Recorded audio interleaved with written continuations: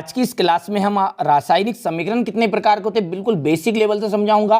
ठीक है, पूरे नोट्स के सहित आपको प्रोवाइड कराया जाएगा। चलिए बिल्कुल आसान और देसी तरीके से इसको समझ लेते हैं। पहला है आपका C+O2 और ये बन गया आपका मिलकर CO2 यानी कि कार्बन डाइऑक्साइड।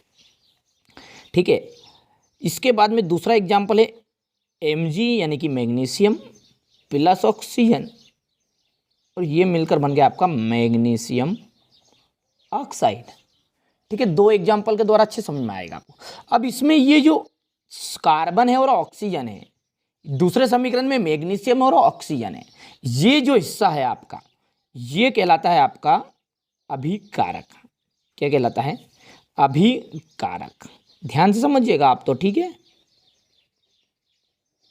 अभिकारक ये जो है ये है आपका उत्पाद। ठीक है, इसी तरह यहां पर भी अभिकारक हो जाएगा और ये भी उत्पाद हो जाएगा। अच्छे से समझिएगा। ठीक है, दोनों समीकरण को आप गौर से देखिए। यहां पर ये जो C है ये एक तत्व है। ठीक है, ऑक्सीजन भी क्या है? एक तत्व है। यहां पर मैग्नीशियम भी क्या है? एक क्या है? तत्व है।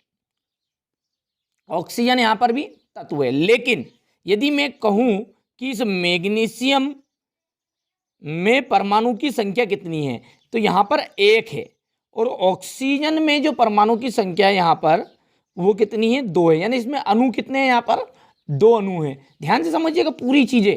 ठीक है, तो बस यही चीजों को देखिए, मद्देनजर रखिए। जिस समीकरण में तत्व के परमाणु की संख्या बराबर हो, इस समीकरण में देखिए यहां पर कार्बन कितना है? 1 है। यहां पर भी कार्बन 1 हो गया। यहां पर ऑक्सीजन में कितने अणु हो गए? 2। यहां पर भी 2। तो ऐसा समीकरण जिसमें जो प्रत्येक तत्व हो उसके परमाणुओं की संख्या कैसी हो? बराबर हो, बस वो समीकरण कहलाता है आपका संतुलित समीकरण। क्या बनेगा वो समीकरण?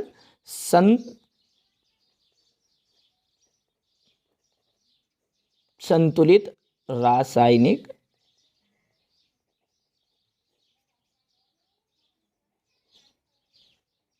समीकरण। और दूसरा जो है वो बन जाएगा आपका असंतुलित रासायनिक समीकरण। परिभाषा भी याद रहेगी जीवन भर। ठीक है, डरना नहीं है। ठीक है, ये हो गया आपका असंतुलित रासायनिक समीकरण। देखिए फिर से समझिए, मैंने ये बोला है कि ऐसा समीकरण जिसमें प्रत्येक तत्व के परमाणु की संख्या बराबर हो, ठीक है, उसे हम संतुलित कहेंगे। और ऐसा समीकरण जिसमें प्रत्येक तत्व के परमाणु की संख्या बराबर नहीं हो, यहां पर देखिए बराबर नहीं मिलेगी। मैग्नीशियम 1 है, यहां पर ऑक्सीजन कितना है? 2 है, लेकिन यहां पर कितना है? 1 है। तो ये हो गया आपका असंतुलित समीकरण। ठीक है, तो परिभाषा इसकी सटीक परिभाषा की यदि बात करें तो देखिए सटीक परिभाषा आप क्या लिखोगे कि ऐसा रासायनिक समीकरण जिसमें अभिकारक और उत्पादों में, क्योंकि इस तरफ अभिकारक है इस तरफ उत्पाद है, ऐसा रासायनिक समीकरण जिसमें अभिकारकों और उत्पादों में प्रत्येक तत्व के परमाणु की संख्या बराबर हो उसे हम संतुलित रासायनिक समीकरण कहते हैं। ठीक है, तो ये एग्जाम्पल तो यहाँ पर हो गए हैं। इसके बाद में यहाँ से आप थोड़ा सा देख सकते हैं, ये मैंने नोट्स तैयार कर रखे हैं पहले से ही। रासायनिक समीकरण 2 प्रकार के होंगे। संतुलित रासायनिक समीकरण, तो परिभाषा देखिए अब समझ में आ जाएगी पूरी तरह आपको कि ऐसा रासायनिक समीकरण जिसमें अभिकारकों और उत्पादों में प्रत्येक तत्व के परमाणु की संख्या बराबर हो उसे संतुलित रासायनिक समीकरण कहते हैं। Carbon plus oxygen carbon dioxide, यहाँ पर भी देखिए J10 प्लस H2SO4, दोनों में से एक एग्जाम्पल लिख दे। मैंने 1-2 एग्जाम्पल सरल समझा ही दिए पहले से। और असंतुलित में क्या है? उसमें बराबर नहीं हो। ठीक है, ऐसा रासायनिक समीकरण जिसमें अभिकारकों और उत्पादों में प्रत्येक तत्व के परमाणु की संख्या बराबर नहीं हो उसे असंतुलित रासायनिक समीकरण कहते हैं। उदाहरण जो मैंने अभी बता ही दिया है। ठीक है, तो यहाँ से नोट्स तैयार करने के लिए आप ये यहाँ से प्रश्न टाइप हो गया ये।